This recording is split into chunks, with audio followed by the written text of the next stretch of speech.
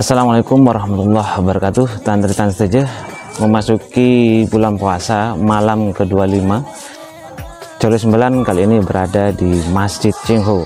Masjid ini cukup unik dan benar-benar menampilkan bentuk berbeda dari masjid kebanyakan. Arsitekturnya mirip kelenteng khas Tionghoa, berbalut warna serba merah yang mencolok di bagian tembok-temboknya. Tentu saja masjid ini memiliki kaitan dengan sosok yang bernama Laksamana Cengho, karena memang berdirinya Masjid Cengho ini inspirasinya adalah Laksamana Cengho. Dalam acara Shenghe Internasional di Jatim Expo tahun 2019, inisiator berdirinya Masjid Cengho yaitu Pak Bambang pernah bercerita bahwa yang memperkenalkan nama dan sosok besar Cengho tak lain adalah Gus Dur.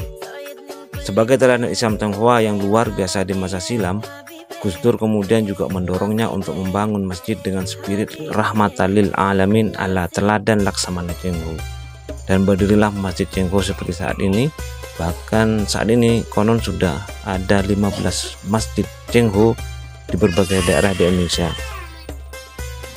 Dan tentu saja kalau kita bicara tentang Laksamana Cengho, di dalam sejarah Madura itu ada sosok yang dikait-kaitkan dengan Laksamana Cengho, yaitu Dempo Awang atau yang juga disebut dengan Sampo Tualang. Ketika dulu saya membaca tentang tiga nama ini, yaitu Sampo Tualang, Dempo Awang, dan Laksamana Cengho, saya mengira bahwa memang tiga nama itu merujuk pada satu nama, yaitu Laksamana Cengho.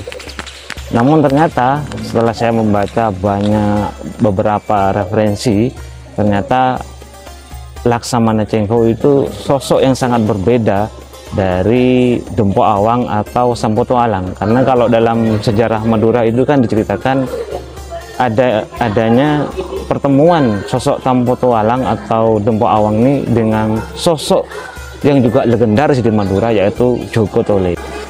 Dan Dempo Awang atau Sampo Tualang ini memang memiliki kemiripan dengan Laksamana Cengho, yaitu sama-sama memiliki armada yang bernama kapal laut yang cukup canggih, yang cukup luar biasa, sehingga dalam sejarah Madura itu digambarkan kapal laut itu bisa terbang saking cepatnya.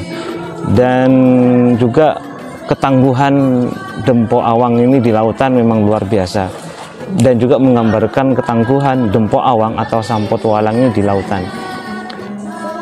Nah, sejauh yang saya baca dari beberapa referensi, saya menyimpulkan bahwa Dempo Awang yang ada dalam cerita-cerita di Madura, dan juga ternyata ada ceritanya di beberapa tempat, bahkan juga diceritakan bertemu dan berhadapan dengan Sunan Bonang, ini memiliki citra yang sangat jauh dengan Laksamana Cengho, yaitu bahwa Dempo Awang ini atau Sampo Tualang ini lebih mirip dengan sosok bajak laut. Dan memang dalam sejarah Laksamana Cengho itu ada sosok Dempo Awang, ada sosok bajak laut yang itu juga berasal dari Cina, yang kemudian ditumpas oleh Laksamana Cengho, bahkan dibawa ke negeri Cina atau Tiongkok, dan di sana bajak laut ini yang menjadi perusuh di tanah Jawa, yang kala itu juga Majapahit sedang ada konflik, sehingga masalah laut ini tidak teratasi kala itu.